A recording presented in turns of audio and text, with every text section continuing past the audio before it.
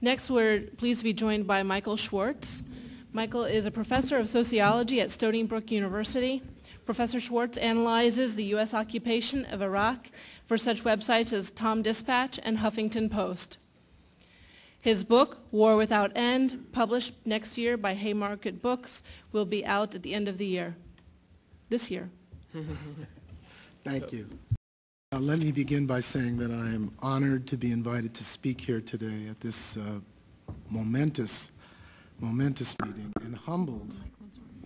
and humbled by the speeches I've heard so far earlier in the day of the people who have actually served in Iraq and Afghanistan and have had to witness and experience the horror of these wars close up.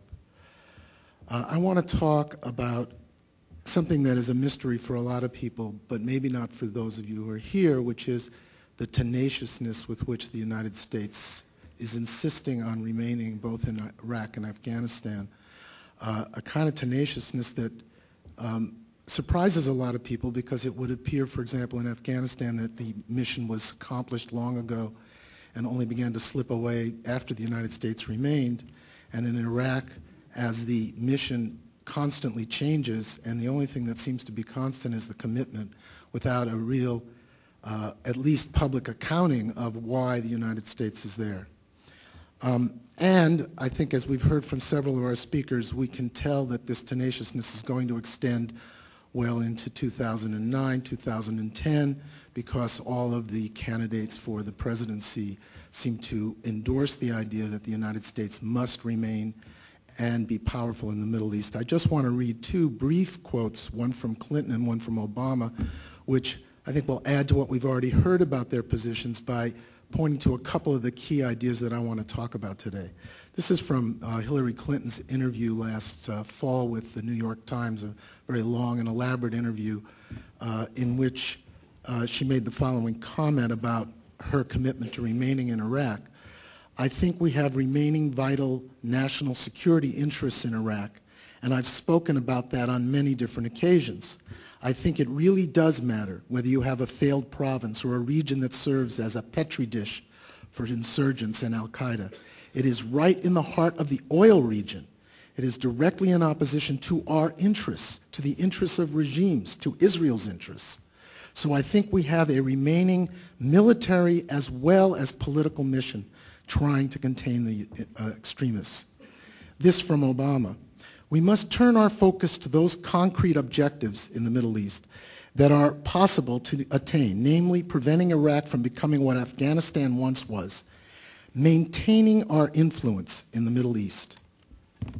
Now, just to reiterate a couple of things, from her we get remaining military as well as political mission.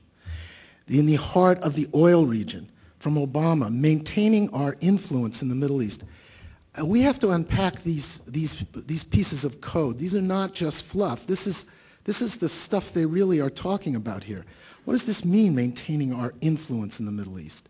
And it's this kind of sense that we have to have this powerful presence there. This isn't just a matter of we have to accomplish a mission and go away. We have to have a powerful presence there. And I want to talk about what they see as this powerful presence. It's this powerful presence that leads them to a policy of pacification, the kind of policy we've been hearing about all day that leads them to order our troops to perform a version of state terrorism on the people in Iraq and Afghanistan in an attempt to fully pacify them so that the country will be pacific, right? Willing to accept this massive influence that our leaders are talking about establishing, sustaining, and maintaining. And then, of course, in the case of McCain, you know, he's willing to put the 100 years on it, you know. So we know how long a kind of sense they have of this. Now, at a risk of being, being irreverent, I think a good way to summarize what the reason is you might just say it's the oil, stupid, you know. And I want to talk about the history of the United States and oil in the Middle East with an eye towards why this has become such a focal point in American foreign policy, and by the way, American domestic policy, by the way, American economic policy, are all tied together in this. We have to see this, and of course, the whole question of global warming and all these other attached issues are all part of this. Now, you can go back as far as you want. As soon as oil became important, everybody understood that the Middle East was going to be important. Here's just a couple of quotes from the end of World War II. This is from the British officials who, of course, were the leaders of the pack up to World War II. From them, Middle Eastern oil, quote, a vital prize for any power interested in world influence or domination. Notice there's a big power aspect in this. They're not just saying we need it economically. We need it for political influence. Same time, U.S. officials, a stupendous source of strategic power and one of the greatest material prizes in world history. One of the greatest material prizes in world history, and notice that word stupendous. You know, the Americans are always more exuberant than the Brits. The Brits like to be understated, right? Vital prize. The Americans like to be overstated. Stupendous source. Fast forward 25 years, 25 years that, by the way, are marked with numerous American interventions in these countries, all of them involving oil, right? The overthrow of the Iranian government in 1953, oil's involved. The helping the Baathists take power and eliminate the left in Iraq, oil was involved. They thought the oil might head on over towards the Soviet Union rather than the American side. Then, of course, they experienced multiple disasters in the 1970s, including two really important ones in the Middle East, one of them being the development of OPEC, which now threatens for the Middle Eastern oil countries to actually wield an independent power in the world, and they exercise it quite dramatically in the 1970s, and then the overthrow of the Shah of Iran in 1979. Now, you know, we are accustomed in our country to think of the Republicans as the ones who are belligerent. But in 1979, President Jimmy Carter, this is before his Habitat for Humanity days, this is while he was still president, enunciated what became known as the Carter Doctrine, that the Persian Gulf oil was, his word, quote, vital, unquote, to American national interests, not just the economy, and that the U.S. would, quote, use any means necessary, including military force, to sustain access to it. To assure this access, he announced the creation of the Rapid Deployment Joint Task Force, now called CENTCOM, right? It's the group that now is running the war in Iraq, that would allow the United States to deliver large numbers of personnel from all services, together with state-of-the-art military equipment, to any location in the Middle East. Now, of course, Ronald Reagan advanced and continued this policy, and then in 1990, another momentous moment arose when the Soviet Union collapsed, right? And this caught the attention of all the policymakers in Washington. It was designated by a Washington Post columnist the unipolar moment. This unipolar moment was the moment when the United States was suddenly the preeminent military power in the world. So preeminent that even in those days, we spent more money than the next 15 countries combined militarily. Now we spend more money than the rest of the world combined militarily. So we are the preeminent military power, and there erupted a debate in Washington, especially after the Gulf War, right, about how to preserve this unipolar moment and what ways to use our military preeminence in order to manage world affairs to the advantage of the leadership of the American government. Now, by 1998, you know, one of the great moments is when the Bush administration is defeated and Carter and Clinton comes into office. Of course, a lot of us thought, well, this is going to make a big change in policy, and unfortunately it didn't, right? But one of the things it did do, it took all these policymakers from the Bush administration out of government. And so they spent a lot of their time writing down what they would do if they had the government. So unlike most governments, when Bush II took office, there was a written record of what they were thinking, why they were thinking it, and how they were going to go about it. And one of the most noteworthy parts of this is the Project for a New American Century, established by all figures, many of whom, 15, 20, or 30 of whom actually had high offices in the Bush II administration. And at one point in 1998, they wrote a letter to President Clinton urging him to, quote, turn your administration's attention to implementing a strategy for removing Saddam's regime from power. They cited both the military's dictator of military belligerence and his control over, quote, a significant portion of the world's supply of oil. 2 years later, the group issued a ringing policy statement that would be the guiding text for the new administration. Entitled Rebuilding America's Defenses and advocating what would become known as Rumsfeldian transformation of the Pentagon, it advocated that the U.S. military preeminence be utilized to, quote, secure and expand American influence in the world, including in cases of North Korea and Iraq, its possible use, quote, to remove these regions from power and conduct post-stability operations. The document even commented on the probability of overwhelming resistance in the United States to such an aggressive use of the military for offensive wars, noting ominously that public approval could not be obtained without, and this is their statement, quote, some catastrophic and catalyzing event like a new Pearl Harbor, which of course they got at 9/11. In the meantime, a crisis is really brewing here, and this is the oil situation in the world. In 1991, because of the first Gulf War, both Kuwaiti and Iraqi oil was temporarily taken off the market. That was 4 million barrels per day taken off the market. Now, in the past, the way this had always been handled is that the Saudis would simply increase their production. They were running between 50 and 70%, and boom, they would just cover the difference. The Saudis were unable to cover the distance, according to them, though some of the neocons thought that maybe they were doing it deliberately.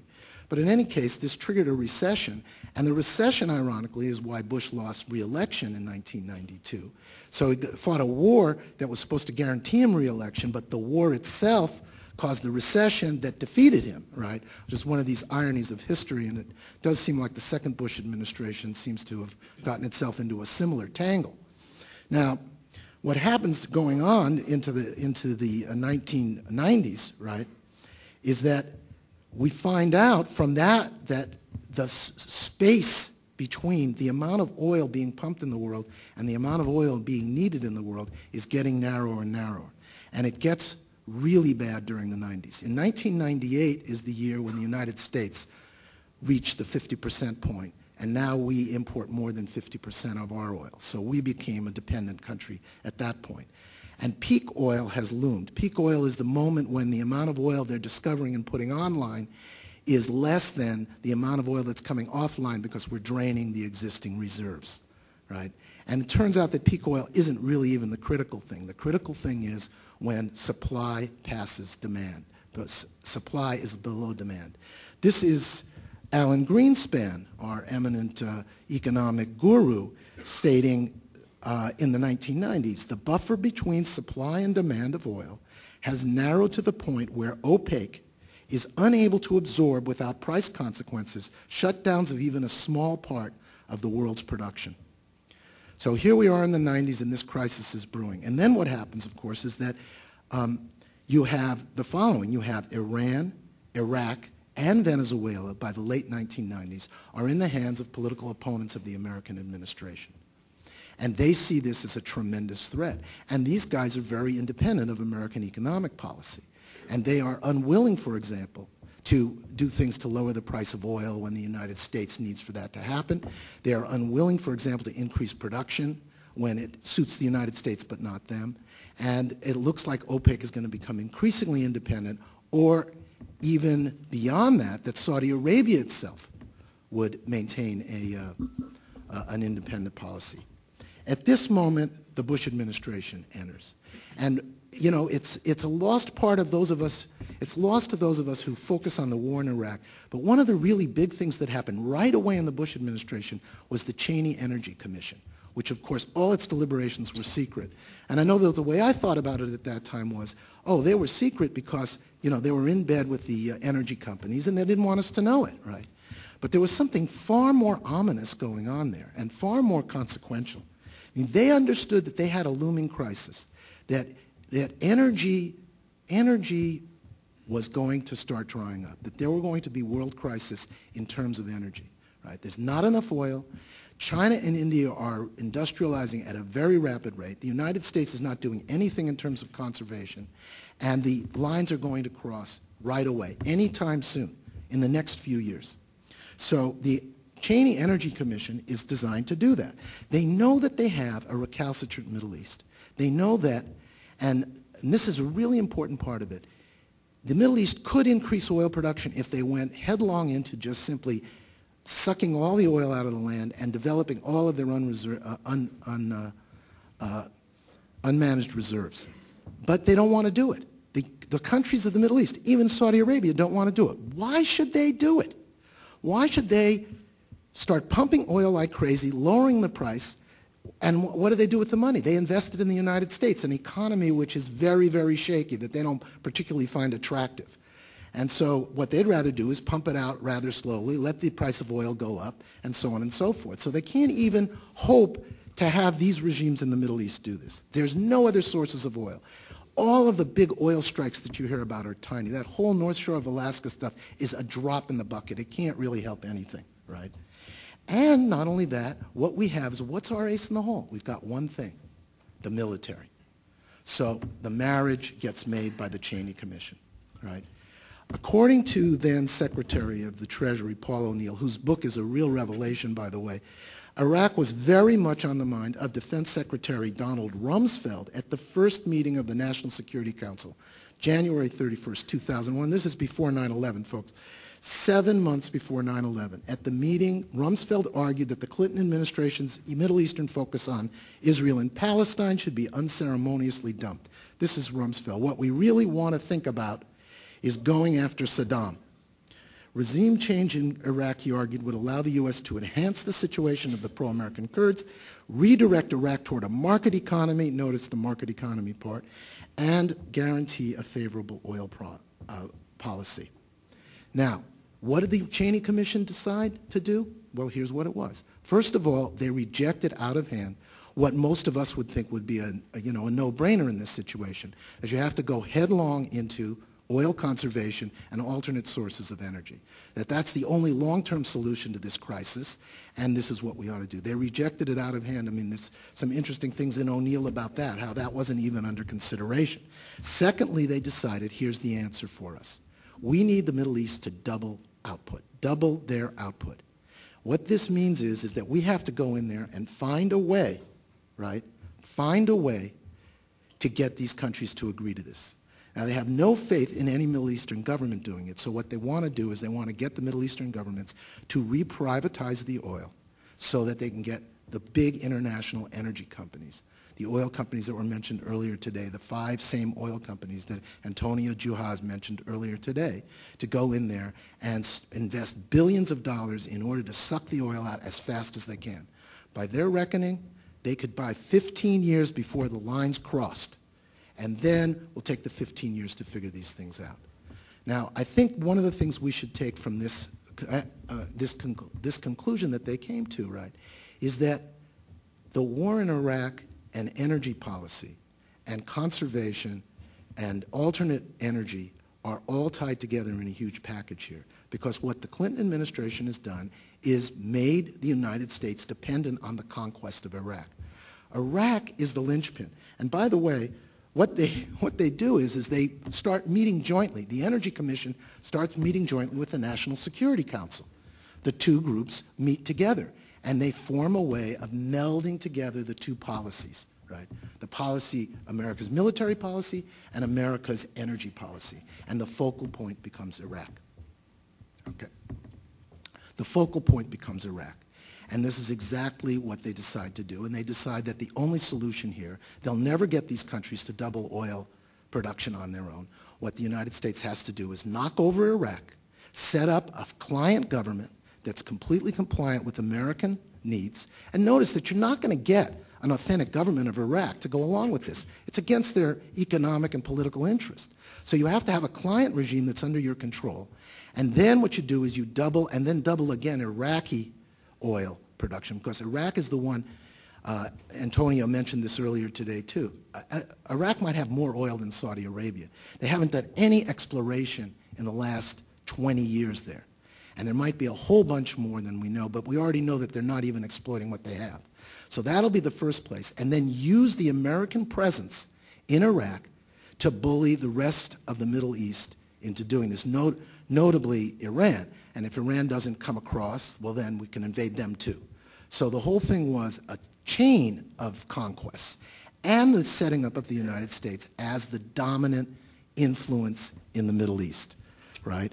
By March 2003, O'Neill says, actual plans were already being discussed to take over Iraq and occupy it. This is before 9/11. Complete with disposition of oil fields, peacekeeping forces, war crimes tribunals, carrying forward an unspoken doctrine of preventive war. And I'll finish with this. This is what Rumsfeld said at one of the National Security Council meetings. He said, imagine what the region would look like without Saddam and with a regime that's aligned with U.S. interests. It would change everything in the region and beyond. This beautiful, magnificent view of Iraq as the linchpin of American world hegemony, the Middle East and beyond, right, is the vision that still is contained. It's contained in these little comments like Obama's comment, maintaining our influence in the Middle East. That vision is part of that comment. And that's why after 4 or 5 years in one country, 6, 7 years in the other country, right, they want to just amplify and extend their commitment because this is their strategy, not only for the United States as a world power, but also it's their strategy for energy. It's their domestic strategy. It's we're going to make the American economy healthy again by opening up these countries for the exploitation by our big companies. It's their entire strategy. It's the only one they have. And if we want to stop the war in Iraq, we have to pay attention to the fact that we have to stop the entire strategy, all the way down to arguing for conservation and alternate energy. I thank you.